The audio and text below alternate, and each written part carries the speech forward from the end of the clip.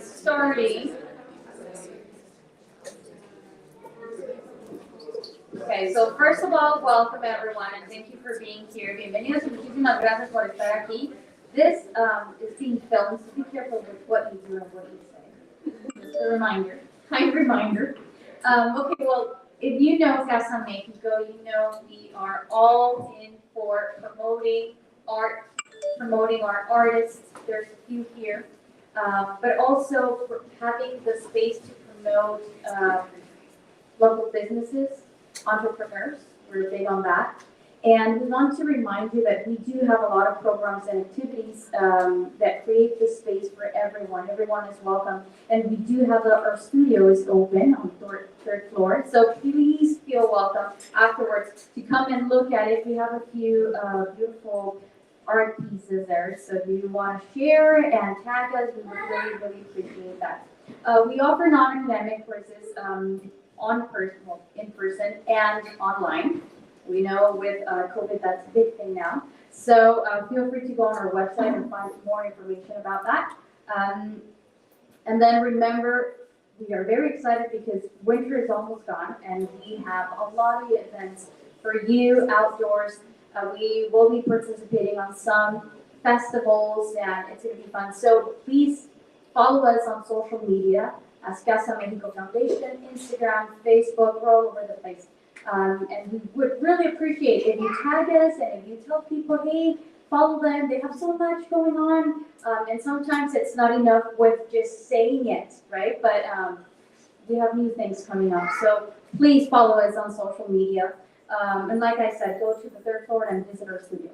Okay, so first I would like to, before we continue, to acknowledge the Treaty 7 territory land. In the spirit of reconciliation, we acknowledge that we live, work, and play on the traditional territories of the Blackfoot Confederacy. And I apologize for my pronunciation. Hope I say it right. Tsitsica, Kainai, Picani, the Tsutsina, Nakota Nations, the Métis Nation, and all people who make their homes in the Treaty 7 region of southern Alberta. So we have today our beautiful Paula Calderon, originally from Colombia. I just heard a little bit more of her story, and she's all over the place. But currently, she's here since 2001 with her family, and right now she is the CEO of Calgary Immigrant Women Association, CIWA, which is a great organization, and we all know a little bit about it. They do so much work for women, and they promote this empowerment of women. And it's such a great honor, really, to know you and to have you here, sharing a little bit of what you guys do. She has a long career in this area, always promoting and helping people, immigrants.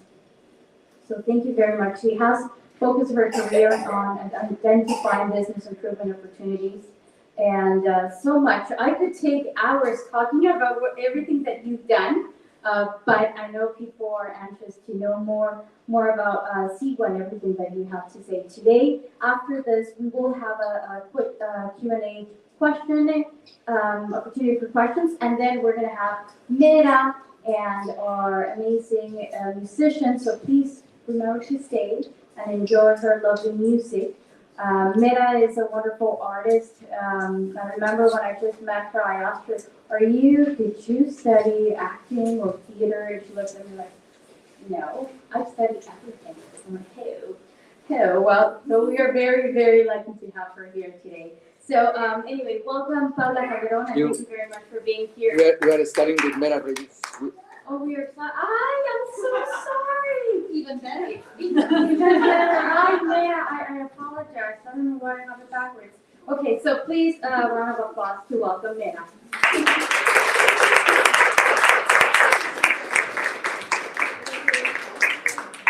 Thank you, Nash. Yeah, it's us first. We're going to give you an introduction with music and story. First of all, thank you, Miguel, for inviting us again. Casa Mexico. Casa Mexico, sorry, yes. Casa Mexico. And I honestly have never been in this space, which is lovely, gorgeous. You know, the backdrop is amazing. So today I brought for you 2 songs and 1 story. So the two songs that we chose were written by Mexican women. So for us, it's very important to choose material written by women, but also Mexican women. And most of all, the songs were written in this last 5 years, so both of them are really recent. And they were, both of them, written in the, kind of like in the realm of the Mexican women raising in this march, every March 8th. From 5 years ago, the movement started growing more and more. So yesterday we had this massive march in Mexico. And these two artists, women musicians, amazing singers, wrote the songs specifically for this. And we wanted to share this with you. The songs, unfortunately, are going to be in Spanish, but I hope that it Why do you say unfortunately? Yeah. It's for The it's great. lyrics are so important, For us songwriters, for the audience not understanding what we're trying to say, it's kind of frustrating. But anyway, so I hope that the song can translate that, even if the words are in Spanish. But the story, we're going to tell the story in that will be for all of us. Okay, so with me, Max Appelt in the guitar. Thank you, Max. So the first song is called Si Me Matan by Silvana Estrada. And so the translation would be If They Kill Me. And I guess it doesn't need any other explanation.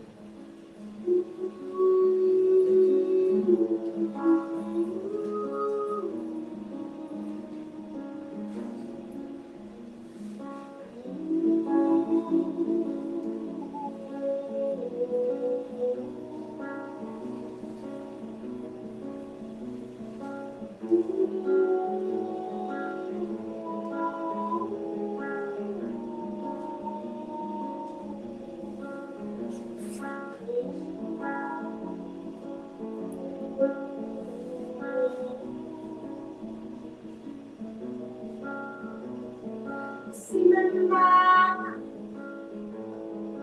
cuando me encuentre, que diga siempre,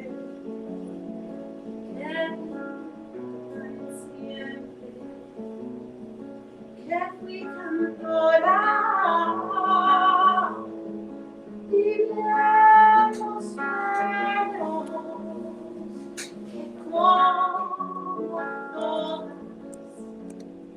crecí y aún así soy solita a ver estrellas andar los días y aún así soy solita a ver estrellas andar la vida. Si me matan, si es que me encuentran, llénenme de flores, cúbranme de tierra, yo seré semilla para las mujeres que ya nadie nos para, ya nada nos detiene, y que suenen los cantos como un canto tibio, curando las heridas de lo que hemos perdido, y que un grito cual trueno nos arranca del duelo, nos han quitado tanto, nos quita el miedo.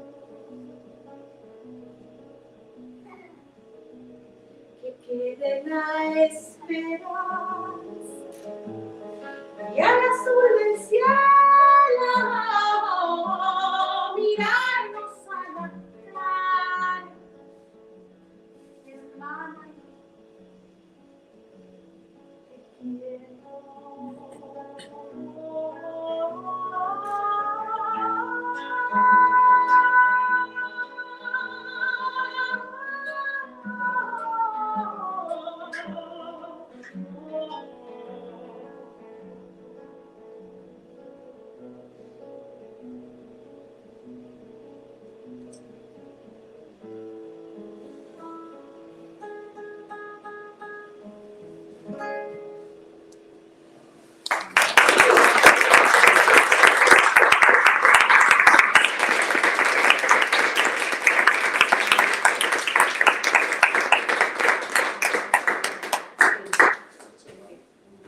So, we're going to tell a story, right?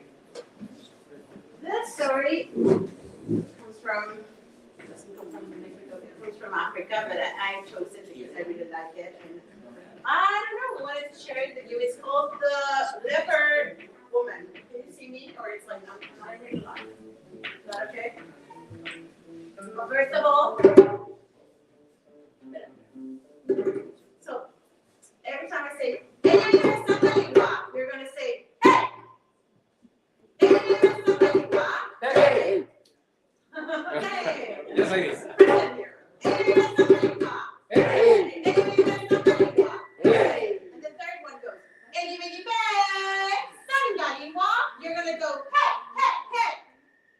That's not that difficult. Hey, let's try this. Hey! Hey! Good. And the third one.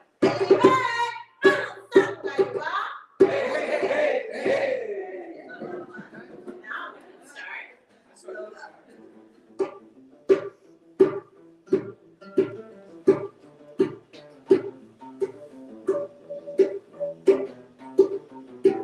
Creo en lo imposible. Que la locura más fuerte es buscar cómo ser libres. Creo en lo imposible. Que de nuestras espaldas brotaran las alas que nos harán volar invencibles. Creo en lo imposible. Que el signo silenciará el mundo de sus misiles. Creo en lo imposible. Creo que es posible hacer de este mundo un mundo sensible. Creo en nuestros sueños como punta de lanza en la norte para nivelar la balanza. Creo en las acciones cotidianas. Te llenan de vida, te llenan de esperanza. Pequeño radical fuerza, tu cariño también haré. Y soñando días bellas para dar vuelta al mundo al revés. Empezar por nuestra casa primero, romper todos nuestros miedos. Sentirse fuerte de cuerpo y de mente para alzar el cuerpo y ser nuevo. Hey! Hey! In Africa, where the sky is big, there lived a hunter. And this hunter was the best hunter in all the land.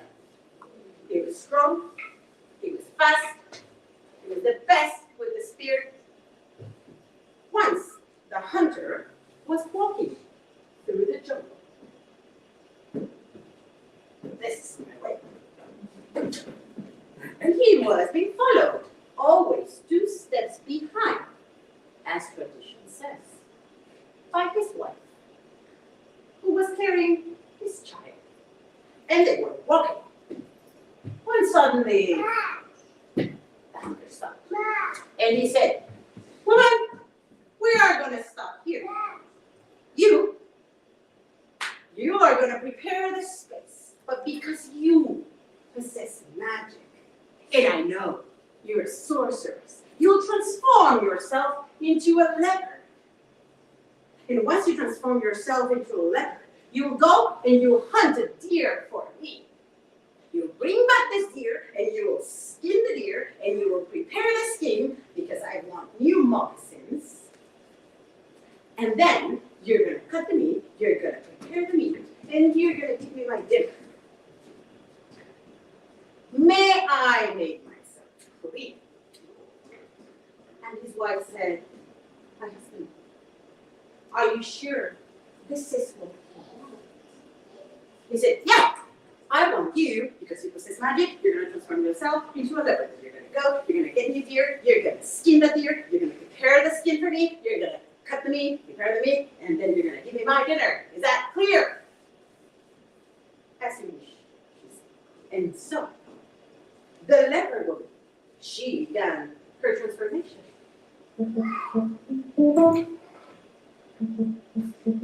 ¿Ella me lleva San Galiwa? Hey!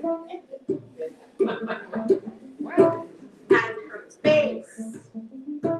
face of woman, it became face of the leopard. And her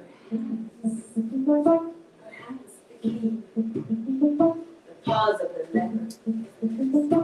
And her body, it became the body of the leopard. And her feet, they became the paws of the leopard. And her heart, her woman's heart, became the heart of the leopard. And when her transformation was finished, she stood up and she said,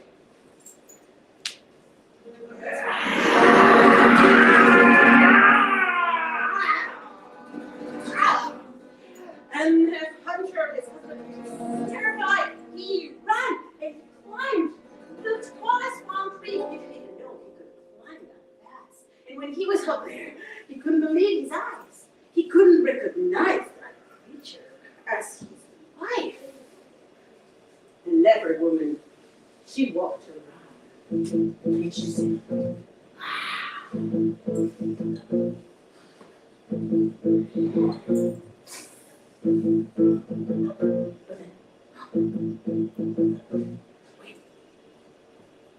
deer, they came jumping in the distance, and she got distracted.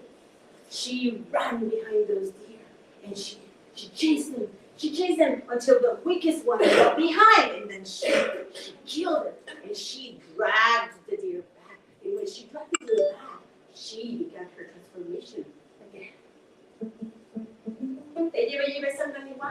Hey! And her face, the face of a leopard, it became the face of a woman.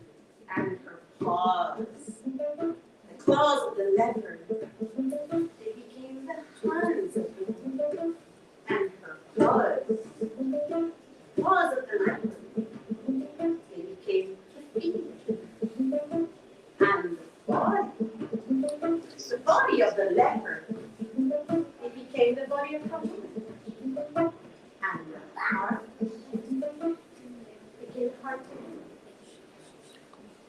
And when she was in her true shape again, she wiped her face from the blood, and she took the deer, she skinned it, she prepared the skin, she prepared fire. She took the meat, she cooked it. And when it was cooked, she took the best pieces and she went with it towards the palm tree where the hunter was still sitting. And she said, my husband, your dinner is ready, won't you come down? And he said, no, you can start first, because I am watching the weather here.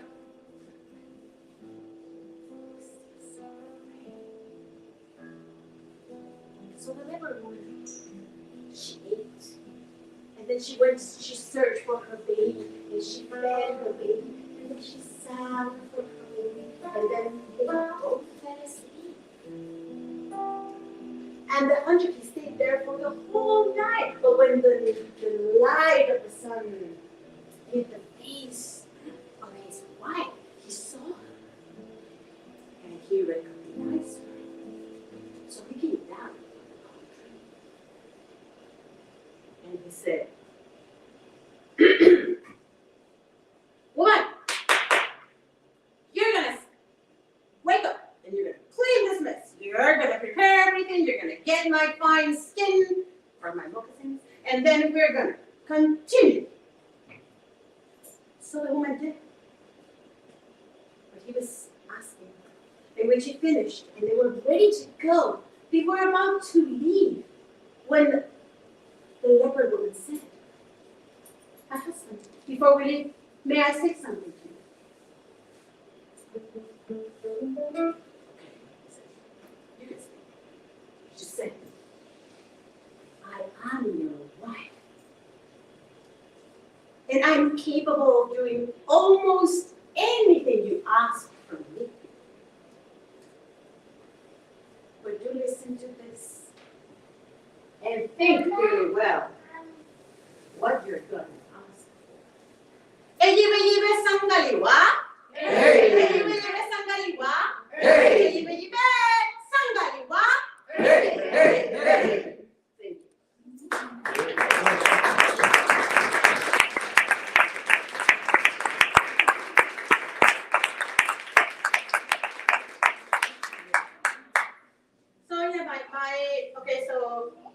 So my name is Mera Reyes. I'm a storyteller. I've been sharing my stories in Calgary for 8 years now. We're preparing a grand performance for next year. Also, Casa Mexico is going to be involved in it. We're going to be doing this in arts conference. It's going to be called the Strategy of War, and it's around Aztec mythology. So if you see it, if you see the signs, I hope we're going to have like 2 signs right now. It's coming. That you can come and support storytellers, right? So I recently was telling stories for the First Nations, I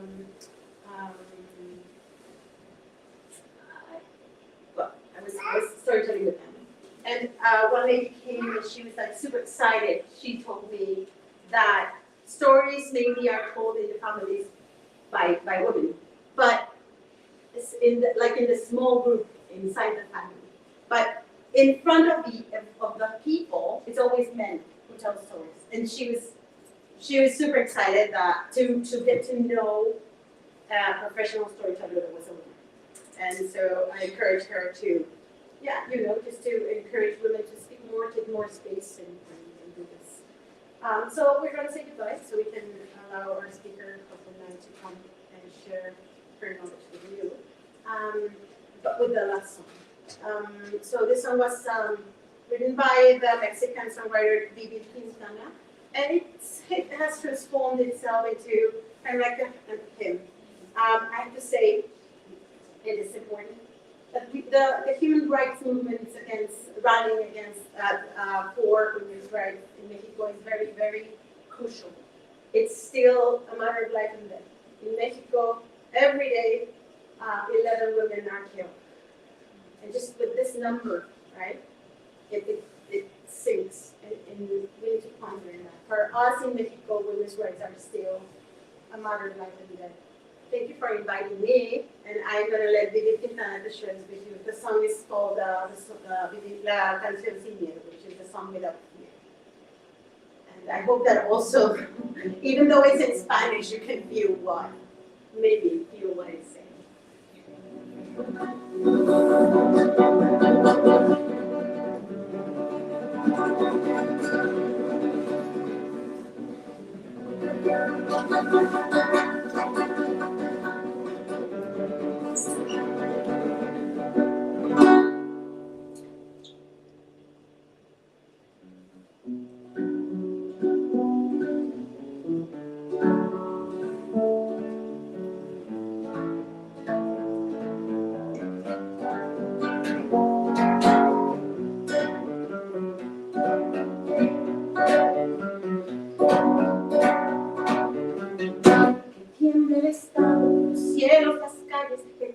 Los jueces y los judiciales, hoy a las mujeres nos quitan la calma, nos sembraron miedo, nos crecieron cada minuto, cada semana, nos roban amigas, nos matan hermanas, nos destrozan sus cuerpos, los desaparecen, no olvides sus nombres, señor presidente. Claudia, solo que sé.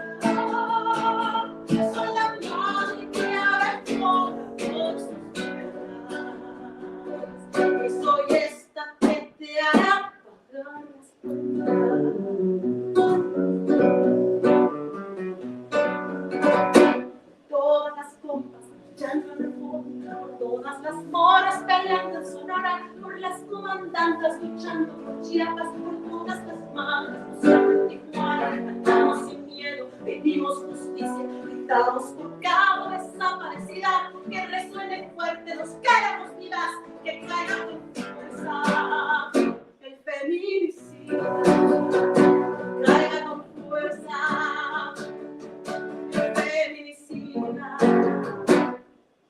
Soy Claudia, soy Esther, soy Teresa, soy Ingrid, soy Fabiola, soy Valeria, soy la niña que subiste por la fuerza y soy esta pretendida.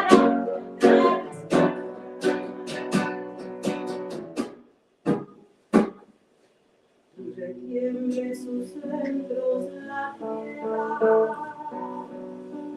al sonoro rugir, que retiemble sus centros la tierra al sonoro rugir del amor.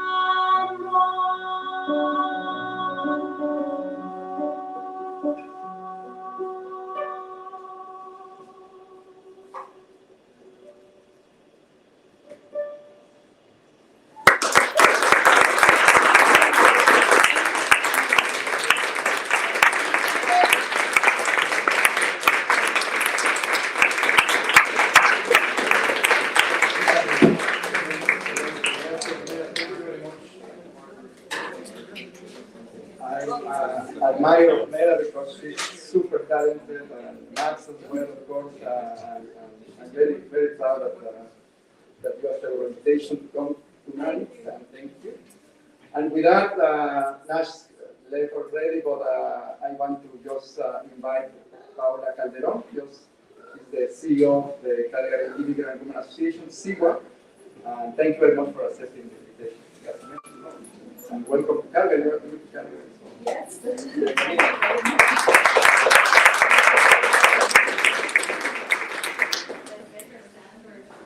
I'll stand so you can all see you. Thank you very much, and thanks again, Casa Mexico, for the invitation.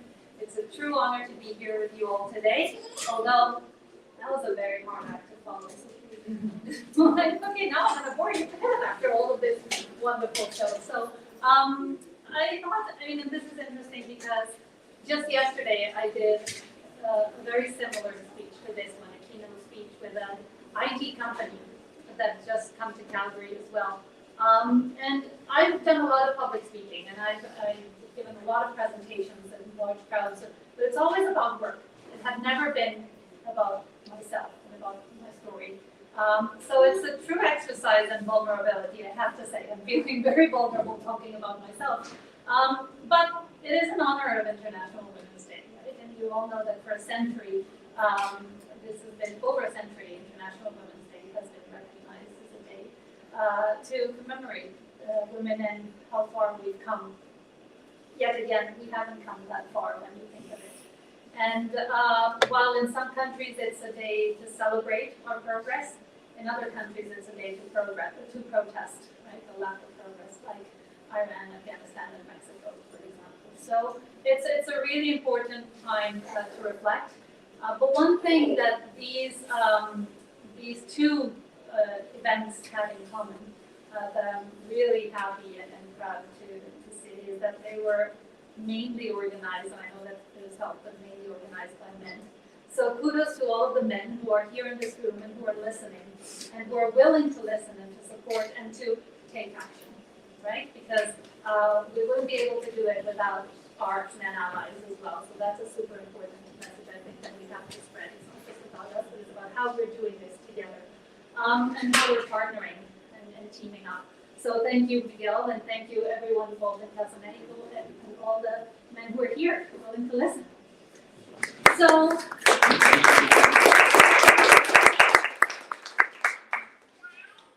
okay, about myself.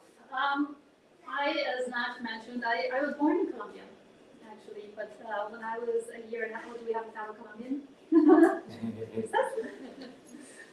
When I was a year and a half old, I moved to Trinidad and Tobago. So my dad was a We actually lived in Trinidad for 8 years. So I grew up, I did most of my elementary school in Trinidad. And then we came back to Colombia. And shortly after we arrived back in Colombia, I was around 9, 10 years old. My parents got divorced. So we moved out, my mom and I moved out. And we moved into my grandma's home in a different city in Cali, Colombia. And the reason I said this is the first time actually, and I said it yesterday, the first time that I reflect on the impact that this had in my life. So when we moved into my grandma's house, we were 5 women living together. So it was my grandma, my mom, my aunt, my other aunt, and myself. So I had 4 wonderful role models.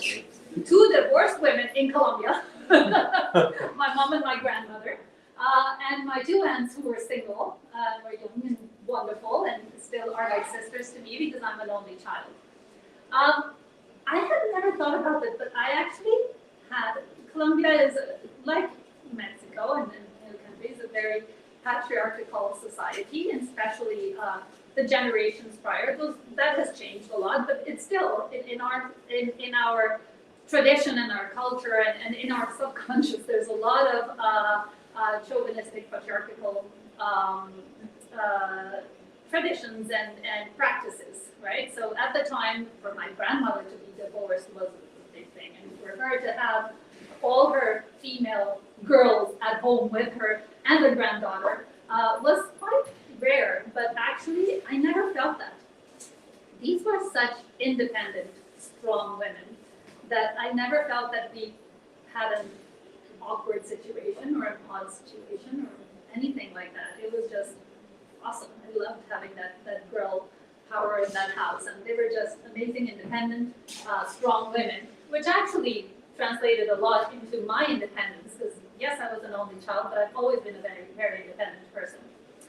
So when I graduated, and the first word I'm going to follow, my story is going to go up after 4 words, 4 specific words. My first word is going to be dependencies. So yes, I consider myself a very independent person. I graduated from high school and I said, I'm going to travel by myself. I was 17 years old and moved to the UK and was an au pair for a year and lived by myself for the very first time. And that's when I discovered that I loved change. I absolutely am one of those rare species that thrive with change. I love change. I love moving from one place to another. I'm always looking for new adventures and new things. So that was cool. That was a very great experience. It helped me grow. It helped me learn new things, even how to cook, because I don't like how to cook. But I had to learn how I wouldn't eat in the UK. Nobody was going to cook for me. So that was awesome. It was a really good experience. Then I came back. I told my mom, well, I'm going to move to Bogota, the capital of Colombia, and I'm going to study in university there because I want to study marketing and advertising. That's all I wanted to do. And I was like, and then I said, and I'm going to move in with my dad, because my dad had been by himself for 10 years, and I wanted to be with him because I loved my dad, and I wanted to live with him. And my mom was like, are you sure you want to do that? You kind of have to die for a reason, right? And I was like, yes, I want to live with my dad. Oh, yeah. Do you want to think about that? Do you really want to move in with your dad? Yes, I do. Years later, I told my mom, how did you not tie me down and not let me go? Anyway, my dad was a great guy, I have to say, but he had his issues. There were things there. And so I packed up, I moved out. When I asked my mom years later, why didn't you stop me? And she said, I wasn't going to stop you from doing what you wanted to do. Because eventually you would come back and say, you didn't let me do what I wanted to do. So I needed you to see by yourself and learn, and then realize why you shouldn't have done that, but not blame you for it. And fair enough, she was right. I had to learn that by myself. Another one of the very wise decisions she made. Anyway, so I moved in with my dad, and very soon I became my dad's mom. Right? 18 years old, and he created this huge dependency. So remember, I told you dependency was the first word, and I'm talking about lots of women's attributes in here. So we are talking about International Women's Day, and we're talking about what happens. And women, we have lots of qualities, which, by the way, are great leadership qualities and great leadership skills. Right? So by nature, we're actually leaders. But then we have lots of little things that hold us back. So dependency was one of those. So what happened? My dad created this dynamic and this situation where he was extremely dependent on me, and I bought into that. So I bought into, I can't leave, right? But let's reflect on this here. The guy had lived for 10 years by himself. And suddenly, I'm like, no, if I leave him, he's just not going to survive. He depends on me, right? So it was one of the most difficult times in my life where I ended up in hospital, actually losing my hair because of stress at 18 years old, right? But I would not leave my dad because he depended on me. Anyway, things evolved and things changed, and eventually at the age of 21, I got married. At the age of 22, I was pregnant. I had my daughter, and now what happened? I had another human being who was even more dependent on me. Now that, I say, she saved my life, because if it hadn't been for her, I would have not left the situation I was in, right?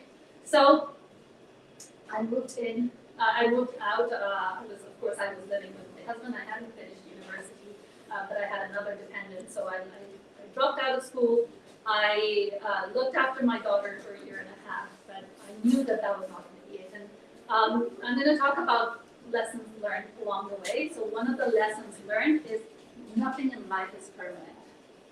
Everything is temporary.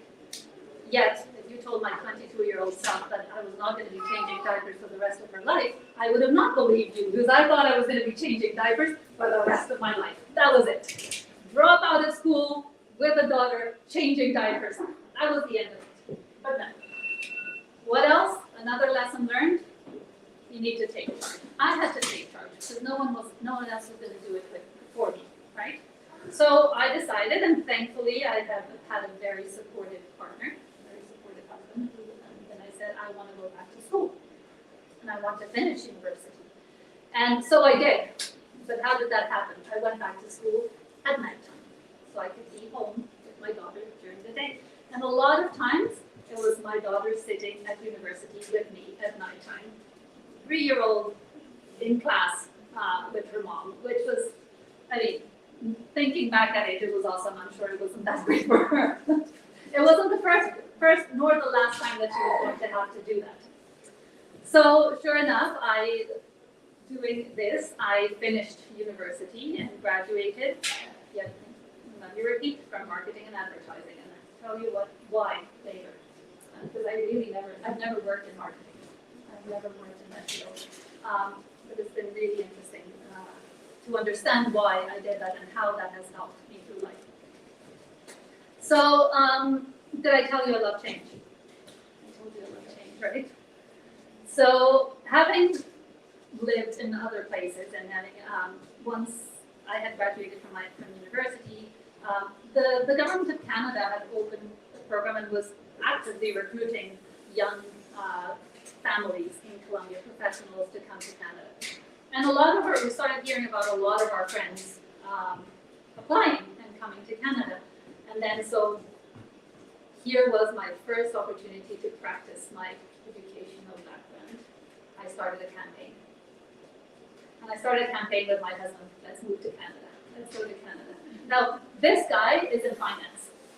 He was a broker back in Colombia. So I had to adjust my strategy, right? It was all about the numbers with him. It was all about what's in it for me and what is one. So I had to really build a business case for this, but I wanted this really badly, and I usually get what I want because I set my mind to it. So I started. So at the time, he was like, he wanted to do an MBA. He had signed up for university, and then I started doing some research, and I said, well, let's go to Canada. You get your MBA, right? When you come back to Colombia, what's better, to have a Colombian MBA or a Canadian MBA? That makes sense, right? So we moved to Canada. So sure enough, we applied for the permanent residency. We applied, we came to Canada. We came to Canada with a 4-year-old daughter. In our 20s with a 4-year-old daughter. The first day we went to Burger King. Not McDonald's, it was one of those. And I realized that the guy could not order a burger in English. I figured out, yes, my husband, I was in trouble. yet again, another dependent, right? Another dependency. And I was feeling hugely responsible because I had this campaign, I had sold this idea to him, right, to come here. Now, I've never heard a complaint. I've never said, this is your fault, look at what we've done, nothing. He was in it, right? For good or bad, we were in it together. And hats off, kudos to this man who actually did absolutely everything possible to settle in this country, to learn the language, to prepare himself. So at the time, he was, well, this whole hopes of coming to Canada doing an MBA, he was working in the stockroom at Pottery Barn, right? So it was the only thing he could do without the language. We weren't, I mean, we came with very little savings. We had to pay for 6 months rent in advance because no one would rent us a place in Toronto. So 6 months in advance had to go down. So you start seeing your savings very quickly dwindle. So we both got survival jobs. So he worked, as I said, in the back room, storage room of the Pottery Barn, and I started bartending. I've never served a drink in my life. And hey, it was bartending in a restaurant, I have to say. It wasn't a nightclub or anything like that, because that would have been very stressful. It was a restaurant, but there was no internet at the time. So I went to Indigo. At the time it was Chapters. It wasn't Indigo, it was Chapters. And I bought this booklet that I still have on how to make cocktails. And I had the waiters come and order these drinks, and they were so mean. Oh my God, if I ever want to go back and make someone pay back, are those waiters at that restaurant. They were horrible. They came in and they're like, I'm like, fuzzy what? What the heck? I didn't know the names of the cocktails. I didn't do anything. But I would just, I'm like, sure. Turn around in the book. Okay, thankfully it was an alphabetical order, so I could find the names of the cocktails in alphabetical order and make these cocktails. And anyway, I learned how to really make cocktails. But the whole point is like, this whole thing once again is like, oh my God, I'm gonna be mixing drinks and waiting tables, because I then graduated into being a waitress for the rest of my life, right? Once again, you're thinking that's what happened. Well, no. Take charge. Do whatever you need to do to move forward. So although there's nothing wrong with doing that, and I knew that it's something we had to do, I had a set goal that I wanted to grow and progress, and I wanted something else. So those were probably the longest 6 months of my life, but I did that. And then, so back in Colombia, and I'm sure it's the same in Mexico and other countries, it's not that easy to work in survival jobs. Like here, it's not normal to have a student job, right? Like it's normal in North America or Europe. So I didn't have much work experience, but I had worked during university just because I just can't have any spare time. I need to be doing things. And when I was, so while I was on that extended maternity leave, I started teaching English in multinational companies in Colombia. So I was teaching business English from 6 to 8 in the morning, and then from 6 to 8 in the evenings to executives in companies. So all I had for work experience was teaching English. So I got certified as an English teacher, and I was a supply teacher in 5 different private language schools in Toronto. So it meant that any given day I would get a call, can you come in and teach? I'm like, okay. At the time, nowadays, thankfully, and I think most schools in Toronto have all-day kindergarten. My daughter was going to school from 12:30 to 2 in the afternoon, right in the middle of the day.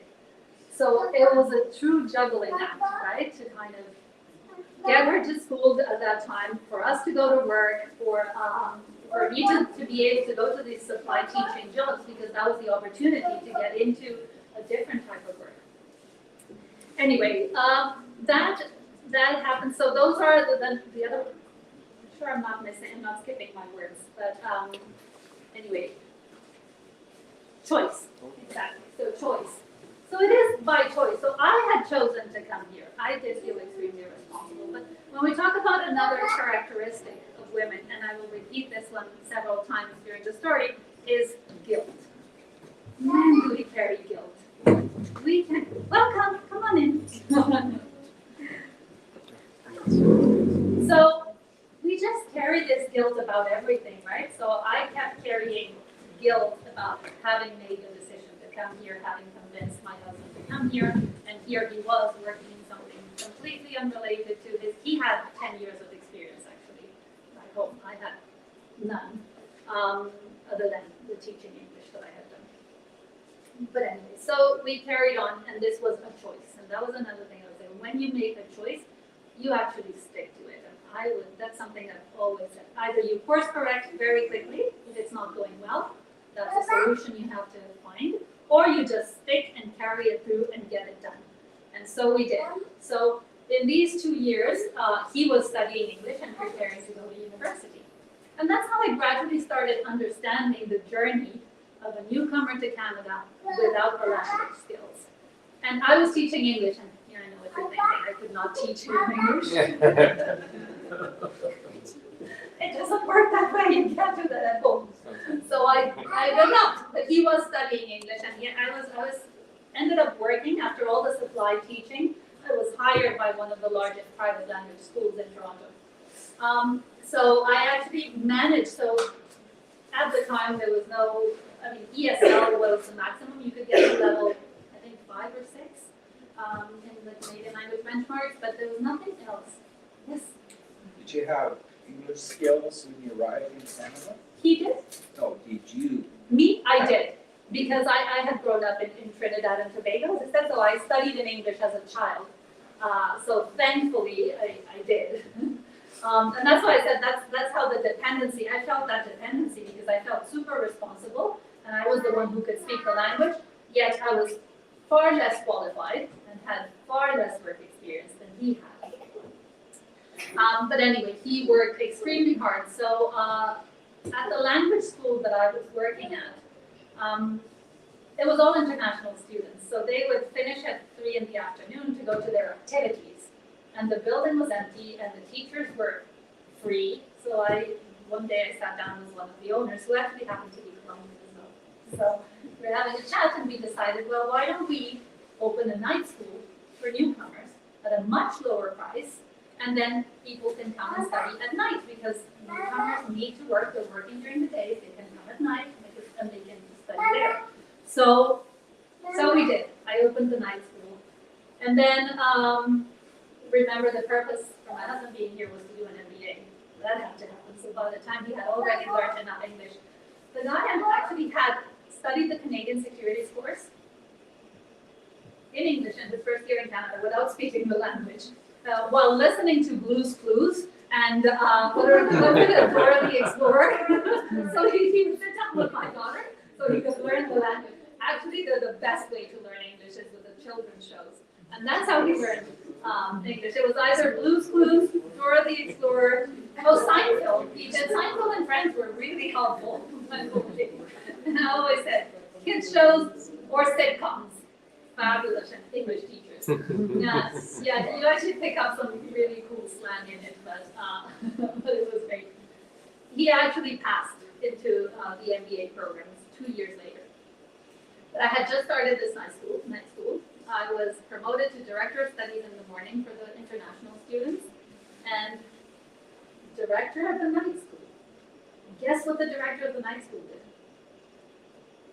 Receptionist, cleaner, treasurer, teacher, absolutely everything. But it was a project and it was something exciting and it was something new. So my next word is challenge. So I get really excited with challenges. And I think that's something that really, if you have that, it's a true motivator. So I never see challenges as problems. If they're problems, once again, I go into solution modes. How do we solve it? So it's even more exciting, right? So one thing that both women and newcomers have in common, and I've learned through these 20 years of this career, is it's very easy to fall into victim mode. So easy.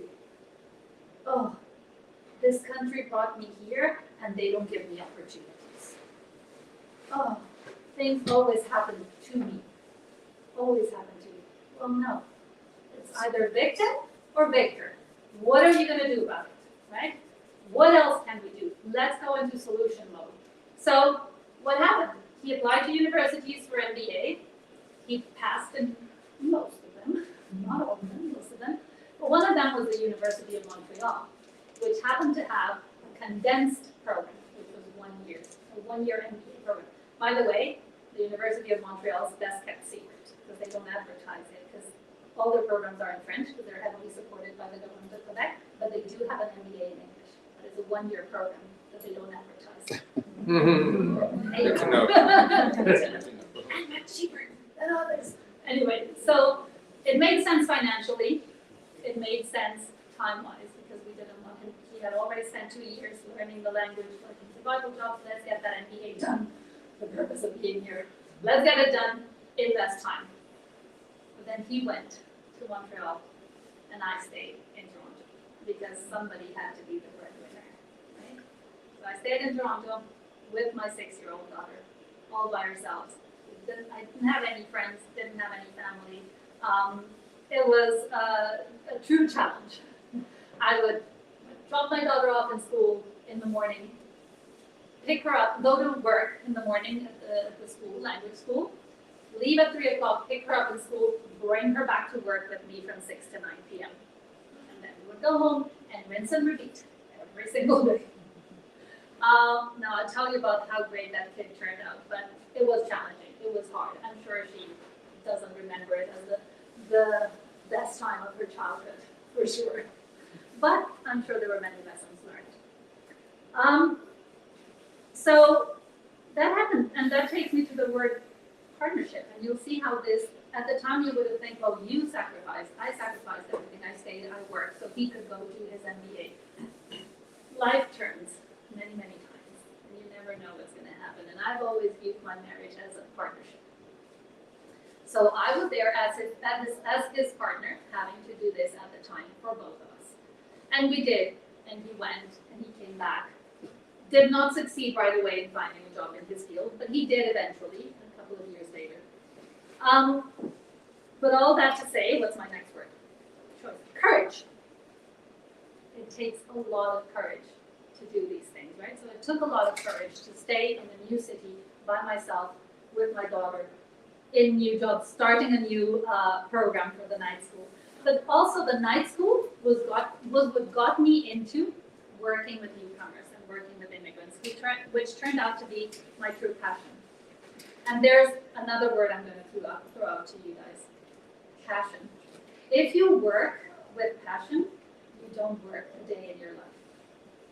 And I personally do not believe in work-life balance, the way it's traditionally described, right? So to me, work-life balance is I'm working in what I'm passionate about.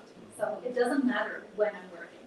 It doesn't matter where I'm working. It doesn't matter what time, what schedule, what nothing, because I love what I do. And I found my passion. So I think I was very fortunate to actually be able to do that. But ultimately, what I was doing was I had identified a passion. I wanted to help newcomers. I had had that experience. I had seen firsthand at home how hard it was, that journey was, and I wanted to help others. So that's how I started in this now 20-year career of working with newcomers. I've done language training, that's how I started. Then I did internship programs for newcomers, bridging programs, employment services. I actually took a little break from the not-for-profit world and worked in the HR consulting world. So this is going to take me to, okay, why did I study marketing and advertising? I never worked in that. So one, I found out everything in life is sales. Everything. Listen, I sold Canada to my husband. I sold the night school idea to my boss. I've sold many things in my life. You're always selling. And ultimately, as a newcomer and a job seeker, you're selling yourself.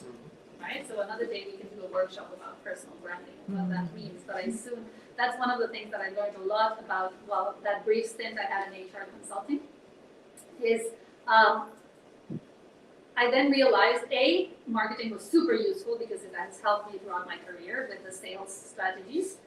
And B, what I really love is behavioral sciences, understanding human behavior, understanding how can you modify human behavior, how can you influence human behavior, right? And advertising is all about that. heck, they sell you the weirdest things and you fall for it, right? It's all about human behavior, understanding human behavior, modifying, influencing human behavior. So all this is absolutely fascinating. That was a sidetrack I was saying, because yes, that's why I realized I had studied that. But anyway, that's how my passion for support working with immigrants started. And the other thing, as I developed my career, I found another thing that was super important. And that takes me to the next word, that is support. So we all need support, even if we think we don't. There's always some level of support that we would need from people. And another thing I feel very fortunate about is that I've had people here in Canada that have really come out and supported me throughout my career. So I supported my husband, and we'll go back to how that then was reciprocated, or is being reciprocated right now. Then I got support to start that night school project. Later on in life, I was in another organization, but I had worked there for like 5 years, when my mom, who had actually gotten married again and lived in the UK, was diagnosed with cancer. And she was my best friend. We were super close. That was a really, really difficult time. And at a time where remote work wasn't that, this was over 10 years ago. 10 years ago. No, over 10 years ago. I mean, you're not talking, remote work was nothing like it is nowadays. I actually had a boss who allowed me to go to the UK for 5 weeks every summer and work from there. So my day started at 2 in the afternoon until 9 p.m. And I worked like crazy those hours, but I had the mornings to be with my mom, to take her to her medical appointments, and to have my kids share time with her as well. We were running out of time. But if I hadn't had that very supportive boss, that wouldn't have been possible. However, that I know is not a given. Not everyone is supposed to give you that type of support. I have earned her trust. Trust is a very important thing as well in life, right? So as you are selling, as you are doing the things that you love, as you want people to support you, you have to earn that trust, right? So when I think of how fortunate I was to have those opportunities, those possibilities, and that support, I also think of what did I do to deserve that and to earn that. So once again, it's not victim, it's victor, right? So that takes me into the other area. So when you look at the things that when people ask me, like, how did you get to be the CEO? Like, when did you decide you wanted to be the CEO of a large organization like CIWA? And for those of you that don't know CIWA is it's the Calgary Immigrant Women Association. Has been in Calgary for 40 years. We celebrated our 40th anniversary last year. We have over 227 employees, and we serve, just this year, we've served over 12,000 women with all of their needs. Immigrant and refugee women, whether it's employment training, family services, language training, childcare support, gender-based violence that, yes, happens and happens a lot here in Canada, and especially in the immigrant population because of the isolation that is created by immigration.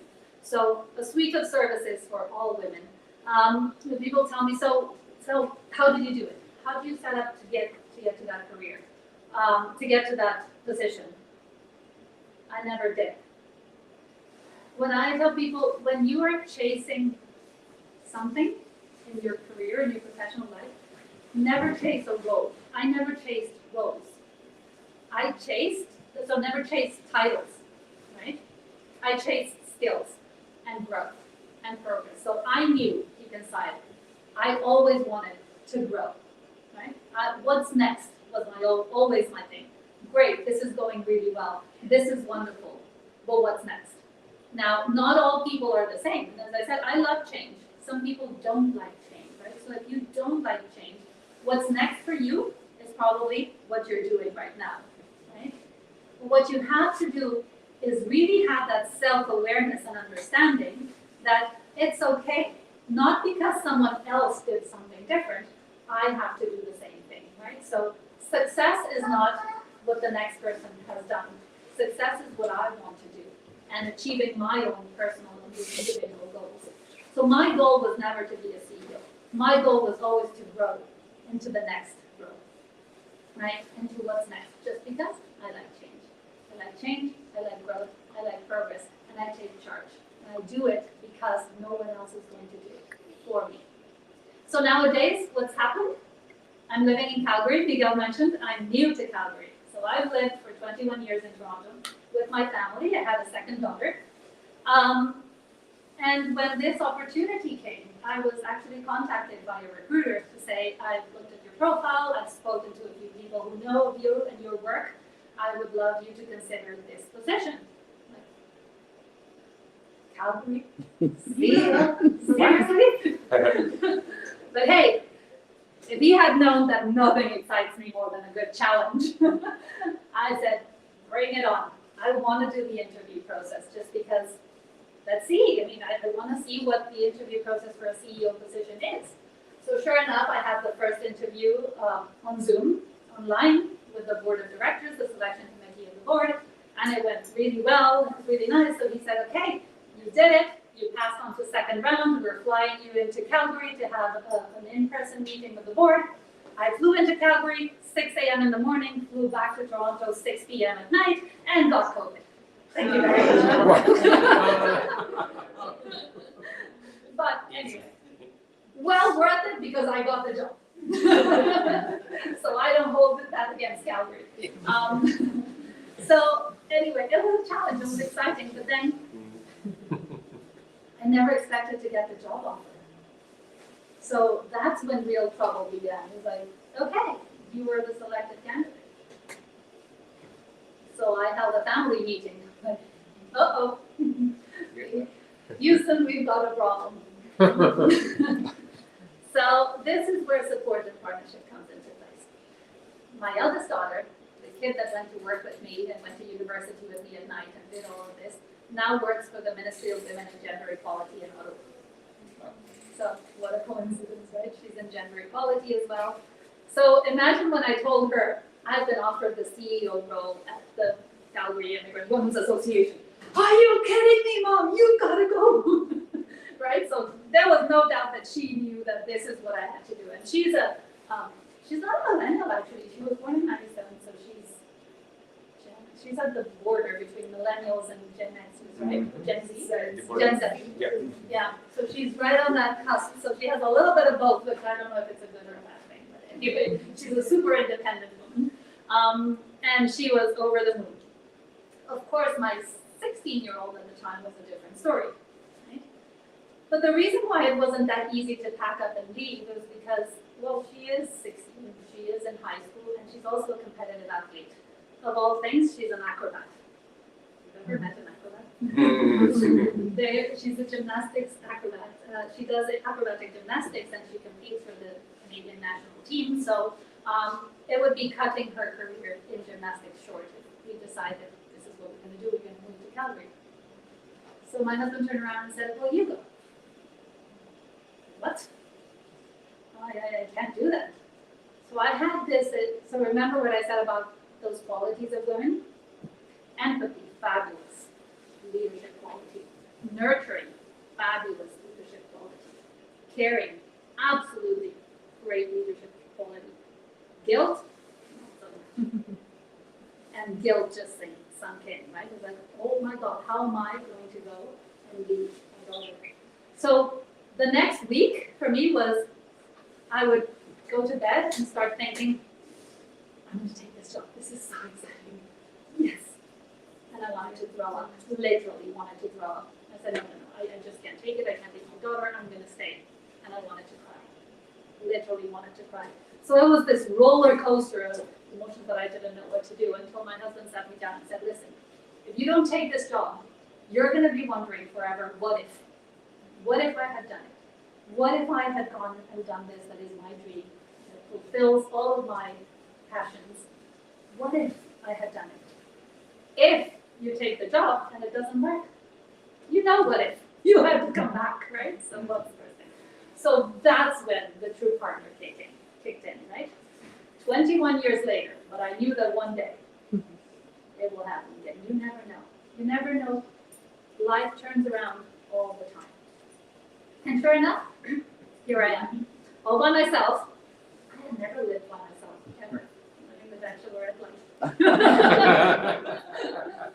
It is so cool. It's nice. I go home once a month for 10 days and spend time with my family and work from Toronto, and then I come back and spend 3 weeks in Calgary.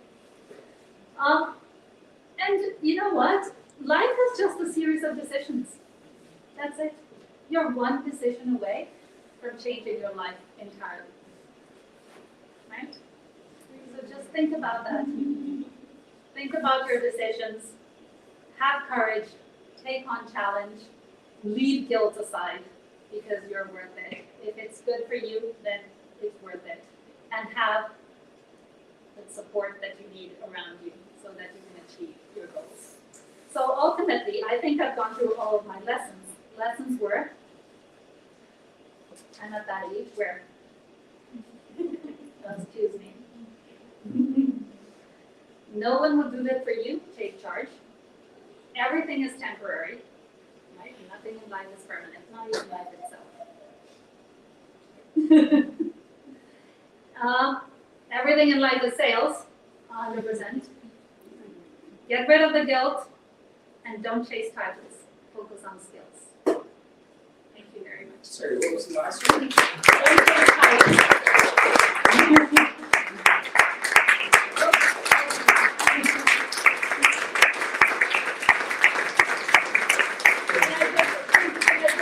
Clarify that. Don't chase titles, focus on skills. Now I have, What? don't chase titles, Oh, don't chase titles. focus on skills. And I just want to tell a little bit thing extra, like, while I have the uttermost respect for people who have tons of degrees and are very academic, I also learned a long time ago that that's not how I learn best. So how I learn best is when I can learn something that I can apply immediately. So when I went into HR consulting, the first thing I did was sign up for university, not to take an HR management program, but actually to take courses within HR management in organizational behavior and recruitment and selection. Because that gave me the knowledge of who my clients were and what to talk to them and how to speak to them, right? And now that I'm a CEO of SIWA, I'm taking a course in association as an association executive, certified association executive. So it all depends on who you are, how you learn, what you want to do, so you can chase the skills that you need, not the titles that you want, right? Okay. Congratulations. Thank you very much. Sharon. Thank you. Probably we have time for questions. Somebody has questions? 2 or 3 questions.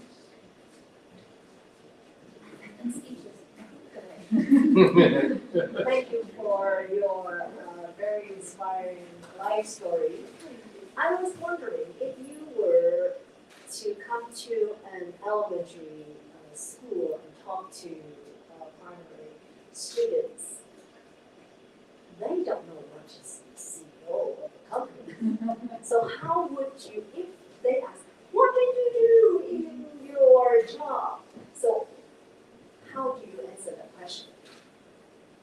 Man, am I going to fail that one? Please don't take me to elementary school.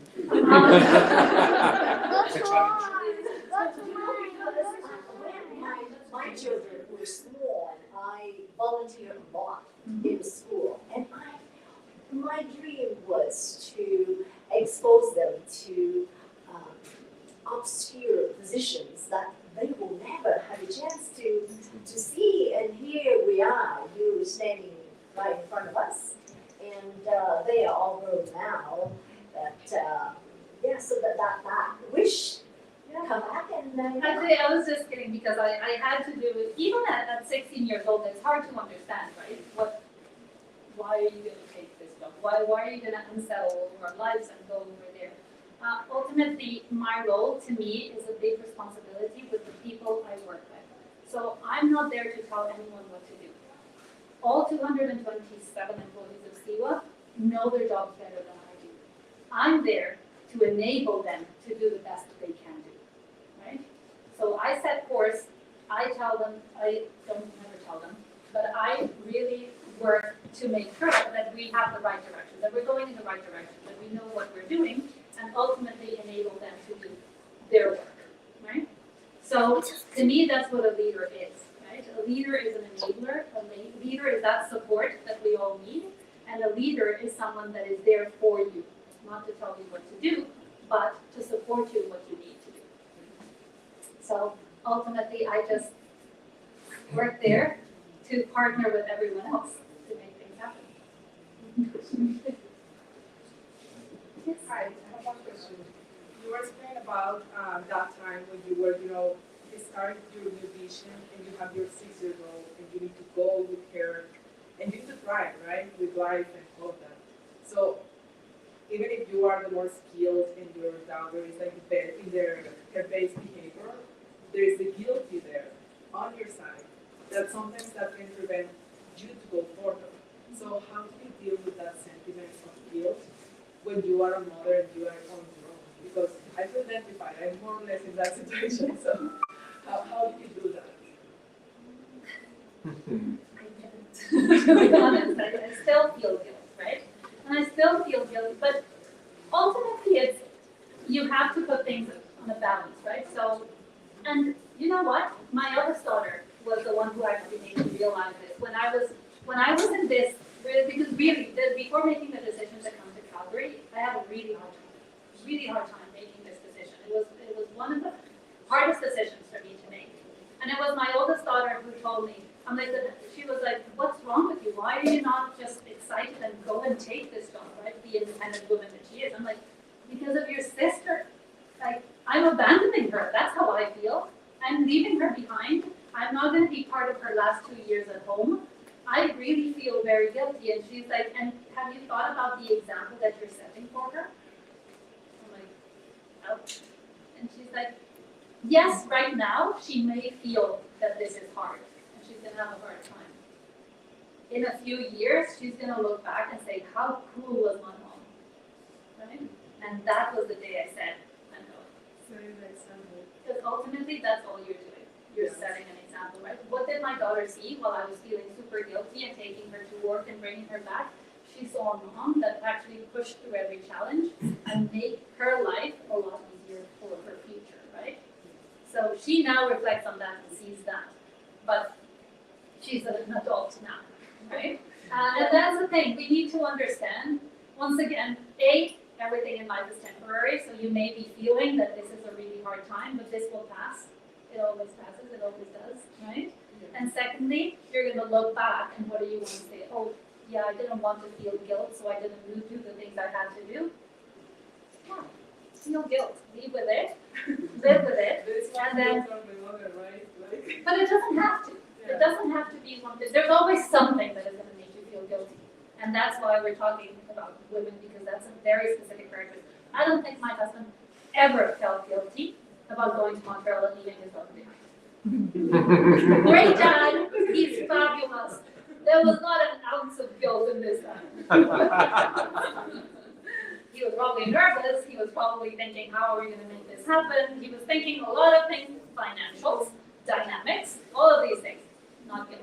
That's something that we carry around as well, alone, right? And as women, we carry guilt, and it's in our nature, so it's impossible to get rid of it. But we do overcome it, and we have to overcome it if we want to achieve things. And ultimately, when you achieve your goals, you're setting an example for your others. Awesome. Let's give a big applause to Paula Calderon.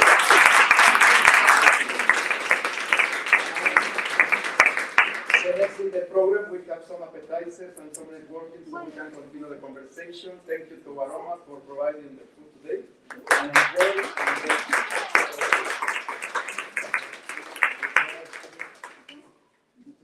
Felicidades. ¿Qué no es española?